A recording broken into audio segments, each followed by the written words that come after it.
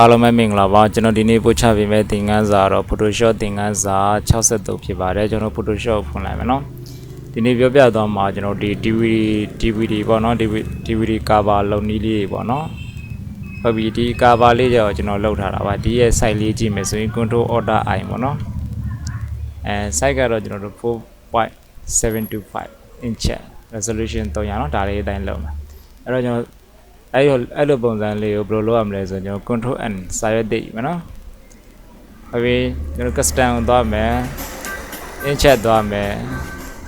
အဲ့ဒီမှာကျွန်တော် 4.725 တိုင်းလေးပေါ့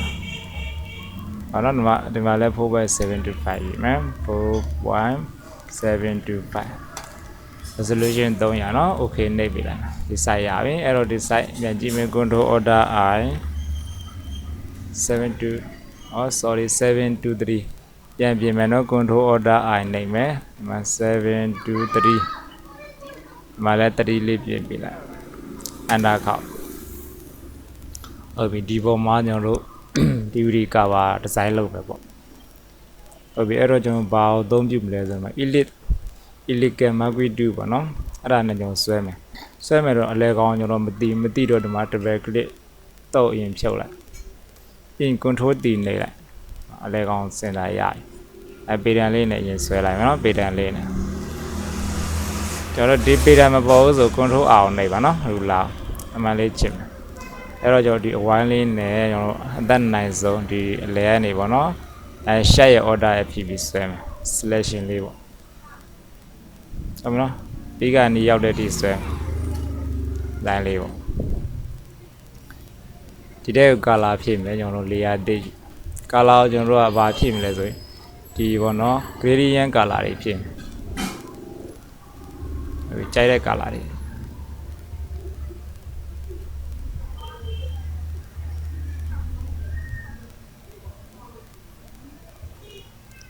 ခြားရောင်စက်တွေလည်းအများကြီးဖြစ်လို့ရတယ်နော်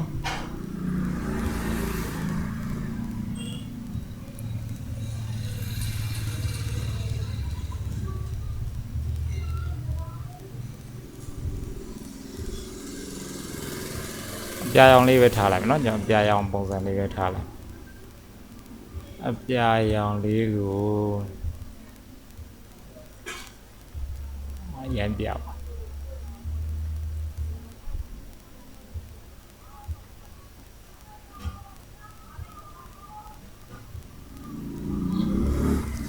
ဟုတ်ပြီဒီအပြာဖြူလေးပဲထားရင်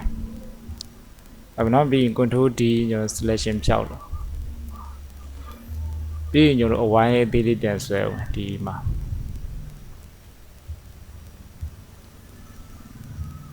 ဒီ2ပဲနော်ကျွန်တော်အသုံးပြုမှာဒီမှာ elliptical marquee 2နားနေကျွန်တော်ဆွဲမယ်သူ့တော့ကျွန်တော်ခံမှန်းကြည့်လေးနဲ့ပါကျွန်တော် DVD မှာပါတဲ့အလဲကောင်းလေးခံမှန်းကြည့်လေးနဲ့ဆွဲလို့ရနော်ဒီကိုလည်းပြင်ကျွန်တော်တကယ်တမ်းလောက်ရမှာဒီမှာ delete နေရတယ် delete နေပြတယ်เนาะတကယ်တမ်းမဟုတ်ဘူးဆိုရင်တခြား color ထည့်လည်းရပါเนาะ delete ပဲတိတ်လိုက်မယ်ကျွန်တော်အဖြူရောင်လေးဟောဒီတိုင်းလေးပေါ့ TV cover လိုအပ်တဲ့ပုံတွေကိုကျွန်တော်ထည့်မယ်ဟောเนาะပြီးရင်လိုအပ်တဲ့လို color ပြန်လုပ်မယ်လောဆယ်စာရင်ရေးလိုက်မယ်เนาะစာရင်ရေးလိုက်မယ်ကျွန်တော်မြန်မာဖောင်းယူလိုက်မယ် W ဖောင်းတစ်ခုခုအဲတော့စလုံးကိုအနီးနဲ့ရေးလိုက်မယ်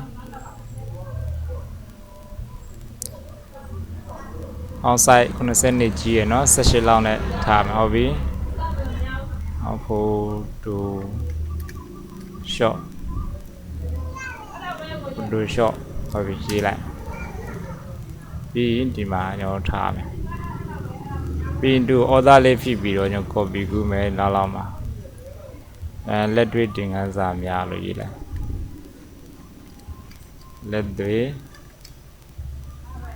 အဲ့ဒါခေါက်လိုက်မယ်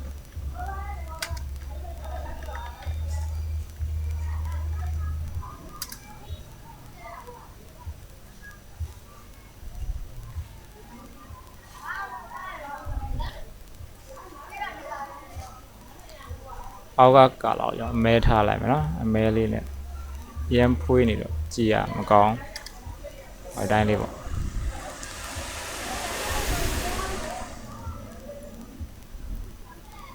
အော်ဖောင်းနေပြောင်းရင်ကျွန်တော်ဒီမှာတိုက်တူးလေးနဲ့ဒီမှာပြောင်းလို့ရနော်တခြားဒီဇိုင်းလေးတွေ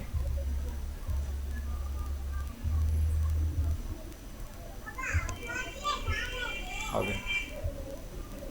W20 ဒီမှာ right click နှိပ်မယ်အပေါ်ဆုံးဟာလေးသွားမယ်တိုက်တူးလေးယူမယ်ပြီးရင်ကျွန်တော် W20 ကိုရှာလိုက်မယ်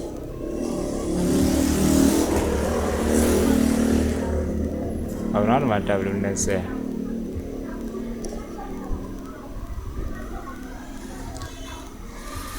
ဒီ color ကိုမကြိုက်သေးဘူးဆို right click နှိပ်မယ် slap pixel ဆိုတာနှိပ်မယ်နော်ပြီးရင် color လေးတွေ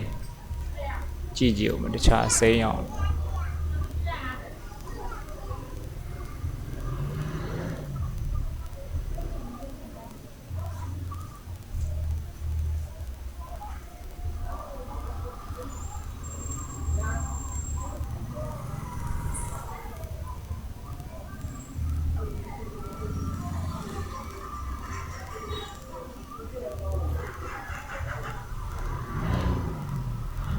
ဝါလွန်သွားပြီ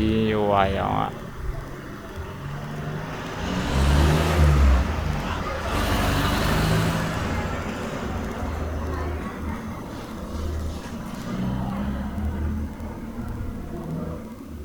ဟုတ်ပြီဒါလေးပဲထားလိုက်မယ်ညောတို့ပြီးညောတို့ဒီအောက်ဒီမှာပေါ့ဒါရဲ့ထက်မှာလေယာတစ်လေးယူလိုက်rectangular marquee 2နဲ့ကျွန်တော်ဒီအောက်ဒီမှာကျွန်တော်တို့တခုခုလေးဖြည့်မယ်ဥပမာမဲစာတန်းလေးပါစာတန်းလေးပေါ့နော်မဲရောင်လေးတွေဖြည့်မဲရောင်မှာရှိတယ် order bus page နေလိုက်ရတယ်ဒါလေးကိုကျွန်တော်ဒီဘက်ကို copy ကူးခဲ့မယ်ဒါလေးပြီးရင် control D နေမယ်အောက်ထိဆွဲချမယ်ဒီဘက်နှစ်ကြောင်းဖြစ်တဲ့တစ်ကြောင်းပေါ့ဟုတ်ပြီနော်ဒီပြည်တန်းတွေကိုကျွန်တော်ပြန်ဖြောက်လိုက်ကျွန်တော်တို့ view တွေကနေကျွန်တော်တို့ clear guide ပြည်တန်းတွေဖြောက်လိုက်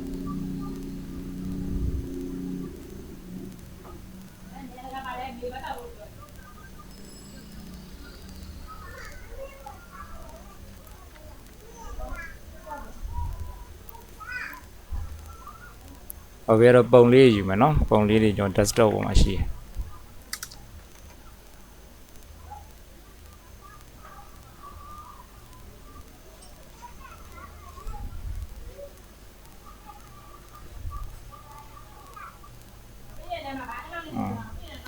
control A control C ကျွန်တော်ဒီမှာထည့်မယ် control V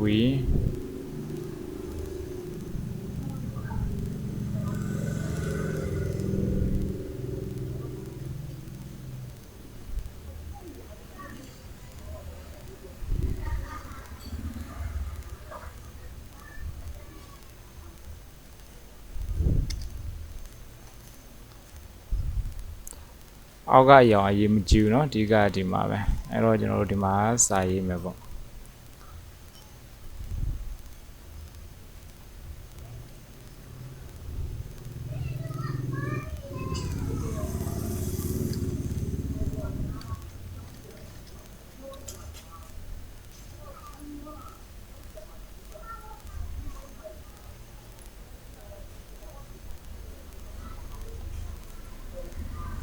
ပေါ်ဆုံးလောက်မှာထားပြီးစာရေးမယ်နော်ထွက်လာမယ်အရောင်အဖြူရောင်ထားမယ်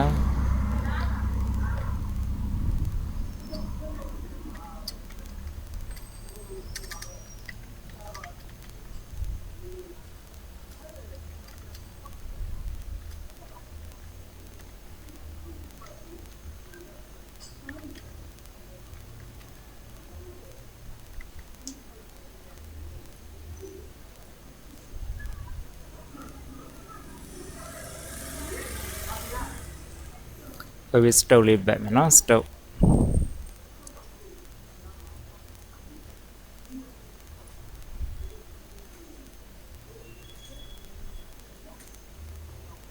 နော် DVD cover design လေးပေါ့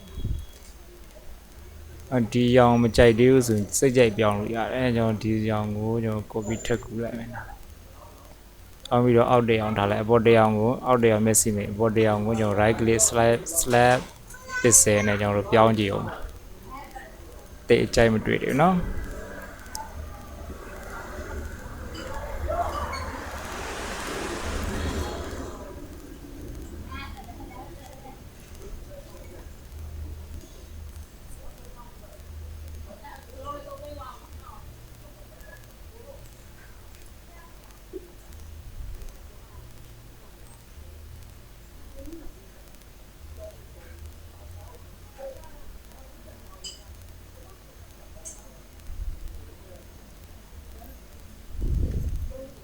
โอเคเนาะဒီအပြာလေးရမစိုးအဲ့တော့မျက်စိပြန်ဖွင့်လိုက်မယ်ဟိုဒီတစ်ခုပေါ့